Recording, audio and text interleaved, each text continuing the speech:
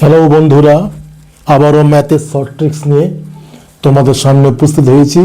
বিভিন্ন কম্পিটিশন পরীক্ষায় তোমাদের এগুলো কাজে লাগে। দেখো, এক ব্যক্তি 20% লাভে কোনো দ্রব্য বিক্রয় করে। আরও 5 টাকা বেশি মূল্যে একটি দ্রব্যটি বিক্রয় করলে 30% লাভ হতো। বিক্রয় করলে 30% লাভ হতো। দ্রব্যটি ক্রয় মূল্য ও বিক্রয় মূল্য কত? তাহলে ক্রয় মূল্যের জন্য তোমাদের শর্ট ট্রিক্সটা শেখাচ্ছি।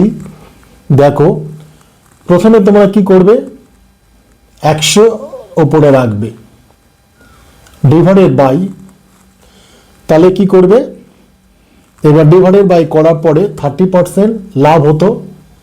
তার মানেই হচ্ছে যে এখানে তোমার 20% লাভ আর 30% লাভ বেশি হতো, তাহলে এটা ডিফারেন্স করবে 30 বিয়োগ 20, আর যে টাকাটা বেশি হতো সেটা গুণ করে দেবে, তাহলে হয়ে যাবে।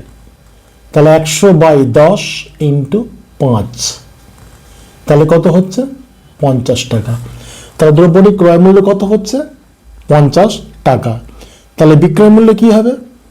বিক্রয় মূল্যের জন্য তোমাকে কি করতে হবে, যে 30% লাভ হতো সেখানে উপরে রাখবো 100 যোগ 30 রাখবো, ডিভাইডেড বাই এখানে 30 বিয়োগ যেমন 20 আছে ইন্টু 5 টাকা বেশি মূল্য হতো, 5 টাকা গুণ করব।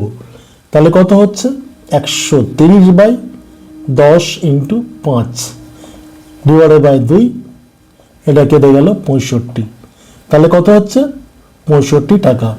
বিক্রয় মূল্য 65 টাকা। আচ্ছা, তোমার 30% লাভটা হতো, এটা কিভাবে প্রমাণ করছি দেখো। তাহলে ক্রয় মূল্য 50 টাকা আর বিক্রয় মূল্য হচ্ছে 65 টাকা, তার লাভ কত হচ্ছে 15 টাকা। তাহলে ক্রয় মূল্যের উপর লাভ হবে, তাহলে নিচে 50 ইন্টু 100, তাহলে দেখো 2 = 30%, তাই না? এটা প্রমাণ হয়ে গেল। তাহলে বুঝতে পারছো, এই শর্ট ট্রিক্সটা তোমাদের কাজে লাগবে, অবশ্যই মনে রেখো। আজ এই পর্যন্ত।